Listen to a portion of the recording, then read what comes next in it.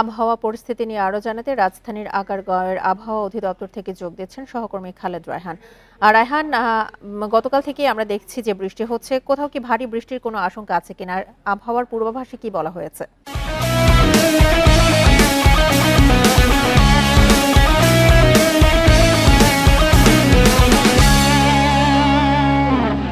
দেখুন, গভীর যে নিম্নচাপটি রয়েছে সেটি কিন্তু ইতিমধ্যে স্থল নিম্নচাপে পরিণত হয়েছে, যার ফলে আজকে সারাদিনে বৃষ্টি হবে, তবে সেটি গতকালকের তুলনায় কম এবং আগামীকালকে বৃষ্টির পরিমাণ একেবারেই কমে যাবে বলছে আবহাওয়া অফিস। এবং তারা যেটি বলছে যে আজকে মোটামুটি মধ্যরাত পর্যন্ত বৃষ্টি হওয়ার পরে কালকে থেকে বৃষ্টির পরিমাণ অনেকটাই কমে যাবে এবং বৃষ্টির পরিমাণের কথা যেটি বলা হচ্ছে, কাল ভোর 6টা থেকে আজ ভোর 6টা পর্যন্ত ঢাকায় 32 মিলিমিটার বৃষ্টিপাত হয়েছে এবং সকাল 6টা থেকে সকাল 9টা পর্যন্ত এই 3 ঘন্টায় আরও 11 মিলিমিটার বৃষ্টিপাত হয়েছে। সবচেয়ে বেশি বৃষ্টিপাত হয়েছে পটুয়াখালী জেলাতে 223 মিলিমিটার।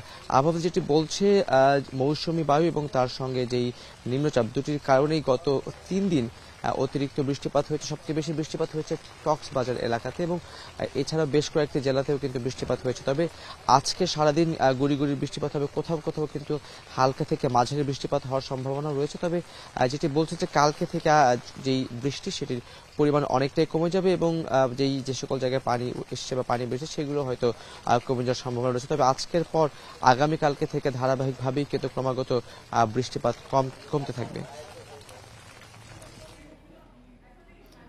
রাজধানীর আগারগাঁওয়ের আবহাওয়া অফিস থেকে জানাচ্ছিলেন সহকর্মী খালেদ রায়হান।